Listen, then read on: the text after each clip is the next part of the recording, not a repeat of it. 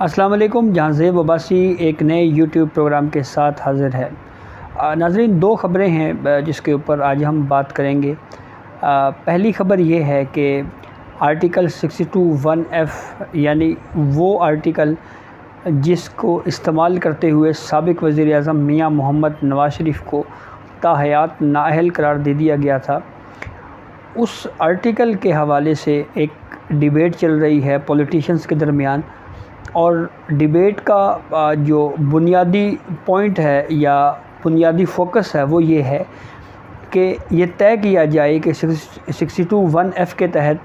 جو نااہلی ہے اس کی میعاد کیا ہوگی، یعنی نااہلی کی میعاد جو کہ سپریم کورٹ نے اپنے ایک فیصلے کے ذریعے یہ ڈکلیئر کیا کہ یہ تاحیات نااہلی ہے۔ اس حوالے سے اب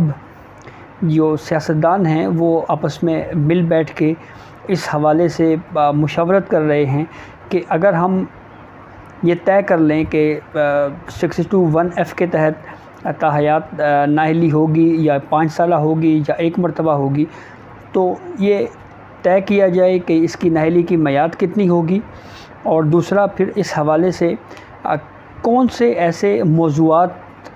یا پوائنٹس ہیں جن کے اوپر ہمیں بات کرنی چاہیے۔ اور یہ معاملہ بنیادی طور کے اوپر سینٹ کی قائمہ کمیٹی برائے قانون و انصاف میں اس وقت زیر بحث ہے، اور یہاں پہ سینٹ کی قائمہ کمیٹی برائے قانون و انصاف میں آرٹیکل 62(1)(f) کے تحت جو نااہلی کی میعاد ہے اس کے تعین کا بل جو ہے وہ اس وقت زیر بحث ہے۔ اور سب سے اہم بات اس میں یہ ہے کہ اس بل کے اوپر جہاں پہ پاکستان مسلم لیگ نون کا تو موقف بالکل کلیئر ہے، کیونکہ وہ ذاتی طور کے اوپر خود اسی آرٹیکل 62(1)(f) کے متاثرہ ہیں، پاکستان پیپلز پارٹی بھی ان کی حمایت میں ہے، لیکن اب یہ اطلاعات آ رہی ہیں کہ اس معاملے پہ پاکستان تحریک انصاف بھی ولنگ نظر آتی ہے، اور وہ یہ چاہ رہی ہے کہ اس پہ مشاورت ہونی چاہیے، کم از کم بات چیت ضرور ہونی چاہیے کہ اس کی نااہلی کی میعاد جو ہے وہ کیا ہوگی۔ دلچسپ صورتحال اس وجہ سے بھی ہے کہ پاکستان تحریک انصاف جو کہ پہلے ہم نے دیکھا کہ جب پاناما ججمنٹ آیا تو اس کے اوپر جب تاحیات نااہلی ہوئی پھر اس کے بعد تو اس پہ بہت زیادہ سراہا گیا، اور 62(1)(f) کو بہت زیادہ یہ کہا گیا جی کہ یہ بہت اچھا فیصلہ ہے، لیکن پھر جب اسی آرٹیکل کا اطلاق جہانگیر خان ترین کے اوپر ہوا جو کہ اس وقت پاکستان تحریک انصاف کے بڑے پاپولر پولیٹیشین تھے، تو اس کے اوپر کوئی بہت زیادہ پذیرائی پاکستان تحریک انصاف کی طرف سے نہیں ملی، حتیٰ کہ پاکستان تحریک انصاف کے چیئرمین عمران خان نے بھی اس معاملے پہ کچھ ٹی وی چینلز پر آ کے کچھ اس طرح کی سٹیٹمنٹس دی جس سے یہ تاثر ملا کہ شاید وہ یہ اس فیصلے سے خوش نہیں ہیں، یا وہ یہ چاہ رہے ہیں کہ اس کیس میں تاحیات نااہلی کا اطلاق نہیں ہونا چاہیے تھا۔ 1985 میں یہ کہا جاتا ہے کہ یہ آرٹیکل جنرل ضیاء الحق فوجی عامر لے کے آئے، اور مختلف اوقات میں پولیٹیشنز جو ہیں وہ بھی اس آرٹیکل کے اوپر کمنٹ کرتے رہے اور یہ کہتے رہے کہ یہ اس دور میں جو انسان ہے وہ ان اصولوں کے اوپر پورا نہیں اتر سکتا۔ صادق اور امین کی ڈیفینیشن کے حوالے سے اسی تناظر میں یہ بات کی جاتی رہی، حتیٰ کہ جوڈیشری کے اندر بھی یہ رائے پہلے موجود رہی، خاص طور کے اوپر سابق چیف جسٹس آصف سعید خان کھوسہ کا ایک آرٹیکل بھی ریکارڈ پہ موجود ہے جس پہ وہ یہ کہہ چکے ہیں کہ 62(1)(f) جو ہے وہ تو شاید فرشتے ہی اس کے اوپر پورے اتر سکتے ہیں۔ اور اسی طرح کے ملتی جلتی بات ماضی میں سابق وزیر اعظم عمران خان بھی آرٹیکل 62(1)(f) کے حوالے سے کہتے رہے ہیں۔ تو اب یہ ذرائع سے یہ اطلاعات آ رہی ہیں کہ پاکستان تحریک انصاف بھی ولنگ ہے، ان کی یہ خواہش ہے کہ نااہلی کے میعاد کے تعین کے معاملے کے اوپر جو ہے وہ بیٹھ کر اس حوالے سے کوئی بات چیت کی جانی چاہیے۔ اور اب دیکھنا یہ ہے کہ جو اگلا سینٹ اجلاس، سینٹ کی قائمہ کمیٹی برائے قانون و انصاف کا اجلاس ہونے جا رہا ہے، اس میں پاکستان تحریک انصاف کیا واضح انداز میں اس بل کی حمایت کرتی ہے، کیونکہ معروف وکیل اور سینیٹر علی ظفر بھی ذاتی طور کے اوپر یہ رائے دے چکے ہیں کہ وہ بھی اس تاحیات نااہلی کے جو ہے وہ مخالف ہیں۔ دوسری خبر جوڈیشل کمیشن کے حوالے سے ہے، اور وہ یہ ہے کہ جہاں پہ ایک طرف ایک کنٹروورسی سامنے آئی، جو 5 جج صاحبان کی سپریم کورٹ میں تعیناتی کا معاملہ تھا، اس پہ بہت سی خبریں بھی آئی، ہم نے مختلف جو اس سے جڑے ہوئے تمام واقعات کو رپورٹ بھی کیا۔ تو اب اس کے بعد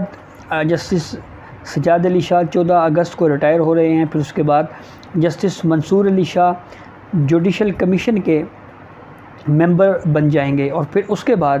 جوڈیشل کمیشن کے وہ معزز اراکین جن کی یہ رائے ہے کہ اعلیٰ عدلیہ میں جج صاحبان کی تعیناتیوں میں جو سینیورٹی کا اصول ہے اس کو مد نظر رکھا جانا چاہیے، یا لازم ہے کہ ایک جو موسٹ سینئر جج ہو اسی کو سپریم کورٹ آف پاکستان میں ایز اے جج تعینات کیا جائے، ان کی تعداد جو ہے وہ اضافہ ہو جائے گا، یعنی ووٹس زیادہ ہو جائیں گے جسٹس منصور علی شاہ کے جوڈیشل کمیشن میں بطور ممبر بننے کے بعد۔ اور اسی سے جڑی ایک اور ڈیولپمنٹ یہ ہے کہ ایک bill senator Farooq H Naek Pakistan Peoples Party سے ان کا تعلق ہے، انہوں نے بھی ایک بل پیش کر رکھا ہے سینٹ میں، اور اس میں جو چیف جسٹس کے اختیارات ہیں نومینیشنز کے، کہ صرف چیف جسٹس آف پاکستان ہی جو سپریم کورٹ آف پاکستان میں